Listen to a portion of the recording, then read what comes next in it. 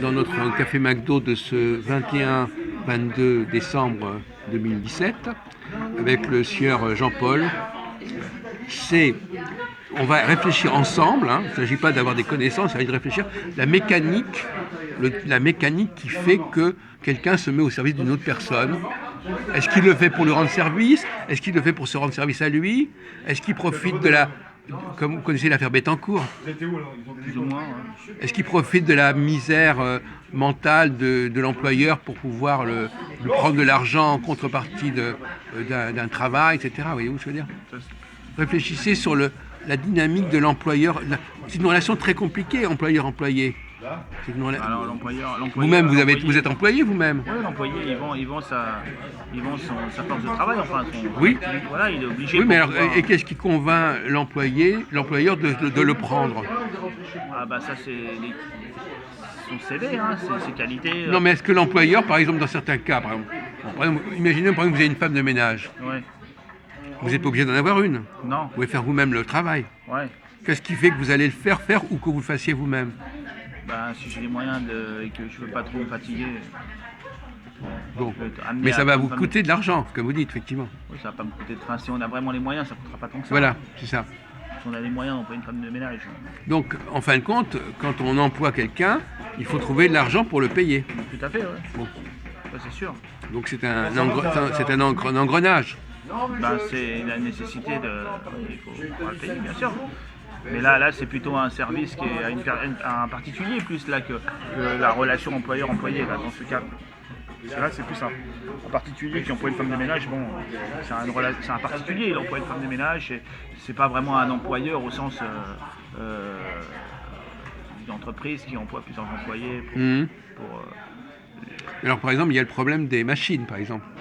Est-ce qu'un employeur a plus intérêt à prendre des employés ou à faire le travail par des machines? Ça dépend du travail. C'est des problèmes qu'on a discutés cet après-midi. Donc, est-ce qu'il vaut mieux importer des choses de l'extérieur ou les fabriquer sur place, par exemple? L'importation, c'est aussi un problème d'emploi. Hein? Ouais. Qu'est-ce qui fait que j'importe ou que j'importe pas ou que j'exporte pas? C'est aussi un rapport employeur-employeur. Il y a une théorie là, de la spécification là, où chacun fait ce qu'il sait faire le mieux et puis échange avec les autres. Ça, c'est... Spécialisation. Mais moi, je suis plus spécialisation. Je suis plus favorable moi, à une certaine autonomie des pays, que tout le monde fabrique. Voilà. Plus ou moins tout le nécessaire pour avoir une certaine indépendance. Indépendance. Donc l'employeur, c'est aussi quelqu'un qui perd de son indépendance.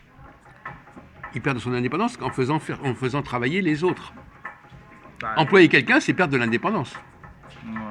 Se rendre dépendant de gens qu'on paye pour faire des travaux qu'on n'a pas envie de faire ou qu'on ne veut pas faire. L'immigration, pour prendre le problème autrement, l'immigration. Pourquoi est-ce qu'on a favorisé l'immigration en France? C'est pour faire baisser le coût du salariat. Là, c'est différent. Ils ont de toute façon, il y a toujours des employés et des employeurs. Que ce soit des petites corporations, des corporations au départ et des petites structures, ou que ce soit des grandes manufactures, il y a toujours cette relation employé-employeur. Oui. Mais après, les employeurs, c'est vrai qu'ils recourent à certaines techniques pour faire baisser les coûts du salariat, soit en mettant des machines, soit en faisant venir des gens d'autres pays pour baisser le coût. Ou en délocalisation. Ou après, il y a la délocalisation aussi, où il faut faire. Mais ça c'est dans un phénomène plus tard où les grands entrepreneurs et les grands responsables des pays se sont mis d'accord pour faire ça, parce que ça on peut pas le faire comme ça. La délocalisation, ça demande une réflexion de fond et une volonté de changer les choses, apparemment d'équilibrer les économies, si j'ai bien compris, entre les économies du Nord et du Sud et les pays émergents asiatiques là, pour équilibrer les économies, faire que des économies soient plus égalitaires entre elles. Oui. Pour arriver à la fin à faire une sorte de république universelle, ça c'est le but final d'après ce que j'ai compris, mais pour ça il faut faire d'abord un travail de mise à niveau. Et déjà en Europe même, parce qu'entre les pays du Sud, du Nord, après entre les pays du Sud et du Nord de l'Europe et les pays du Sud et du Nord du monde, et tout ça c'est un travail de longue haleine ça. Mais avant ça il y a toujours eu des méthodes pour faire baisser les coûts. Donc ça c'est sûr. Mais par exemple, le travail des femmes aussi, c'est un problème, non? Les femmes aussi, c'est-à-dire les femmes elles sont payées un peu moins. Ouais. Non, mais je veux dire, elles Elle- Oui, c'est pas normal d'ailleurs, c'est la seule revendication qu'elle revendique beaucoup de choses, sauf ça. C'est ça le plus important, c'est cette revendication. Elle devrait, bien évidemment, baser là-dessus, travail égal, salaire égal, plus que d'autres choses, être dans, je sais pas, dans les ministères ou avoir Alors, je vais des vous poser places, une question un dans peu les autrement. assemblées, c'est moins important, à mon Est-ce sens. qu'à votre avis, il y a des gens qui sont capables de faire n'importe quoi du moment qu'ils sont payés? N'importe quoi. Par exemple, vous, est-ce que vous faites, si vous feriez pas ça si vous n'étiez pas payé? Vous feriez pas ce que vous faites si vous n'étiez pas payé? Ah bah le travail salarié, on ne le ferait pas si on n'était pas payé, puisque c'est un travail salarié, on a besoin, sinon il faudrait qu'on en fasse un autre. Si on ne fait pas celui-là, si par exemple on nous demande de faire le travail qu'on fait, si par exemple d'un coup ce métier devient bénévolat, bénévolat. il faut bien manger, donc on va faire autre chose. Hein. On ne fera plus, ou alors si on l'aime vraiment, on le fera un petit peu pour le plaisir, mais on sera bien obligé de faire autre chose, à moins qu'ils nous donnent une rente satisfaisante par mois, d'accord, s'ils font un salaire à vie. Comme dirait Hamon, oui. Comme voilà, bon dans ce cas-là on travaille plus, mais je pense pas que ce soit réalisable pour l'instant. Non, mais je veux dire par là que le fait il y a des gens qui sont, du moment qu'ils sont payés, et ils louent comme vous dites, ils louent leur temps. Ben oui, leur temps et Leur temps, ils louent leur temps, leur- ils sont payés pour louer leur temps, et puis finalement, bon, bah, du moment qu'on les paye pour louer leur temps, Bah, y en a peu qui importe lequel, peu importe ce qu'ils font finalement. Bah déjà, tout le monde ne peut pas faire tout et n'importe quoi parce qu'il faut savoir, quand même maintenant, c'est l'interchangeabilité de tout. Mais à l'origine, il y avait les gens sont faits pour certains métiers. À l'origine, c'était de père en fils parce que, en principe, on a une certaine nature et on est oui. dans une certaine, un certain corps social. Il y a ceux qui font ceci, ceux qui font cela. Bon, et en principe, le fils, reprend le métier du père. Il fait par exemple, il fait les sabots, l'autre il fait, je sais pas moi, des machines où il est menuisier, mais à un certain moment, on a commencé à faire occuper les postes par tout le monde.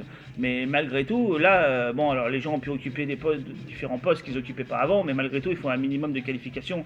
Il y a certains métiers, bon, bah, si on n'a pas les qualifications, on ne pourra jamais les occuper. Par exemple, si on veut être mannequin, homme ou femme, hein, il faut une certaine beauté, une certaine façon d'être que si on Je vais vous poser une question plus philosophique, Jean-Paul. Si vous deviez, combien y a-t-il de catégories de travail dans une société? Des catégories.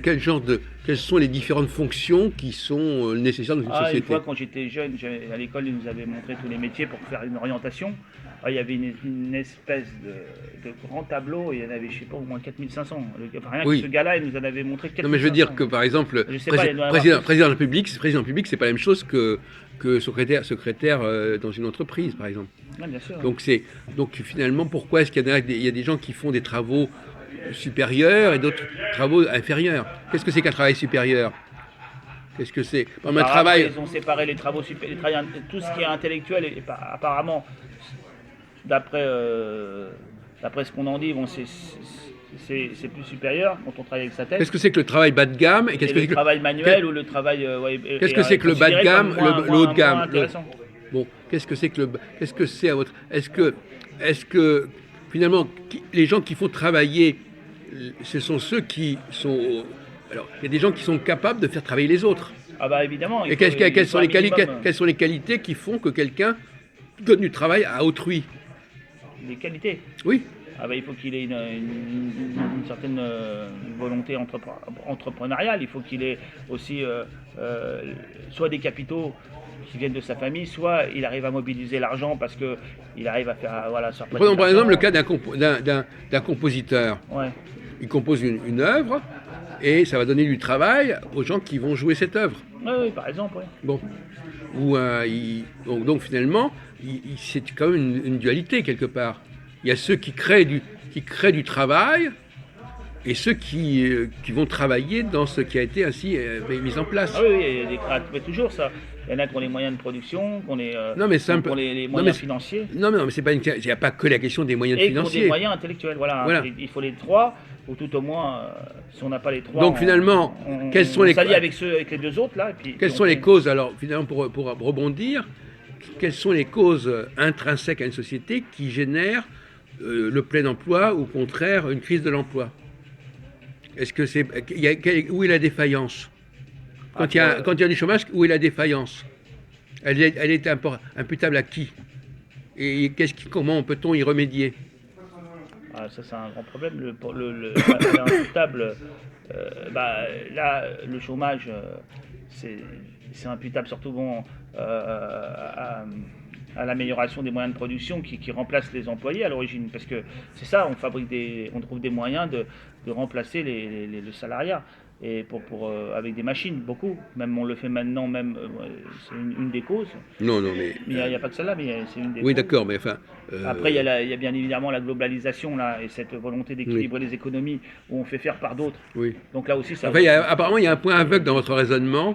Et- Il y a un point aveugle dans votre raisonnement, c'est la capacité de créer de nouveaux produits, de nouveaux services.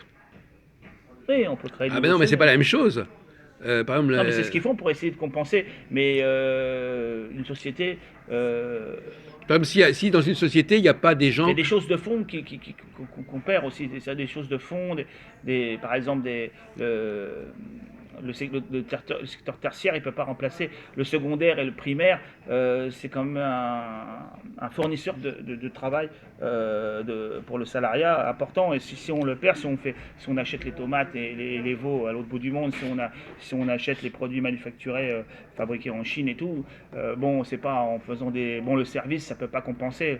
Le tertiaire, il pourra pas compenser ça. Hein. Donc il faut quand même un minimum de solide, de faire des choses ici sur place pour éviter le chômage. Moi, à mon avis, c'est ça. Donc, et puis aussi, c'est vrai que quand on remplace les hommes par des machines, après, il faut trouver comment occuper ces personnes. Non, mais par exemple, qu'est-ce qui fait qu'un pays exporte plus qu'un autre? Ah, parce qu'il fabrique des choses mieux, il est Ben moins voilà. cher. Voilà. Et puis des choses qui... Voilà, Voilà, il a trouvé d'autres nouveaux créneaux. Voilà, il y a une Voilà. capacité Donc il y a aussi une dynamique Oui, de création. Les Allemands sont très forts. Bon, alors donc, il ne faudrait pas oublier ça. C'est pas uniquement une Oui, question de... tout ça fait partie de l'explication. Hein. Mais bon, voilà, Donc c'est pour ça que je me demandais comment peut-on améliorer la situation? bah, Qu'est-ce qui cloche? pour moi, là, déjà, le fait tant que la globalisation et cet équilibre des économies continuera, tant qu'on ne va pas réindustrialiser un minimum en Europe, on n'aura pas, à mon avis, Ah, d'accord. je pense pas qu'on arrive il y aura toujours du chômage, hein, à mon avis, tant qu'on n'aura pas fait ça. Hein. Il faut un minimum réindustrialiser, hein, un minimum. Ou alors il faudrait occuper les gens, mais juste dans des nouveaux métiers, s'occuper des vieux, s'occuper des plantes, s'occuper des tertiaires, là, tout ce qui est les métiers de service. Bon, c'est bien, mais je pense pas que ça puisse remplacer les deux autres secteurs, hein, que ça puisse compenser et donner du travail, assez de travail. Mais donc finalement... Mais moi, j'ai pas beaucoup de formation économique, je connais pas grand-chose. Oui, donc, dans non, ce mais domaine, ça, hein, je suis pas très qualifié, j'ai des notions. Oui, Par d'accord. contre, j'ai un ami qui là passe sur TV Liberté Oui, et qui est passé sur TV Liberté, mais il Oui. n'est pas encore en ligne, qui s'appelle Christophe Poitou, et qui lui a un très bon niveau d'économie, qui a écrit un second livre là, qui s'appelle le syllogisme économique, oui. et qui en a écrit un autre avant. Et vous le prêtez, il est assez technique. Oui. Et lui, il a un bon niveau. Si vous l'interrogez lui sur son livre, j'essaierai de vous l'amener. Ah bah oui. Là, ça sera un niveau. Là, vous aurez vraiment quelqu'un qualifié en économie. Hein. Non, moi, ce qui m'intéresse, c'est comment les gens parlent de ces questions. On va y aller parce que là, on va être obligé de D'accord. finir. Merci, Jean-Paul. Voilà.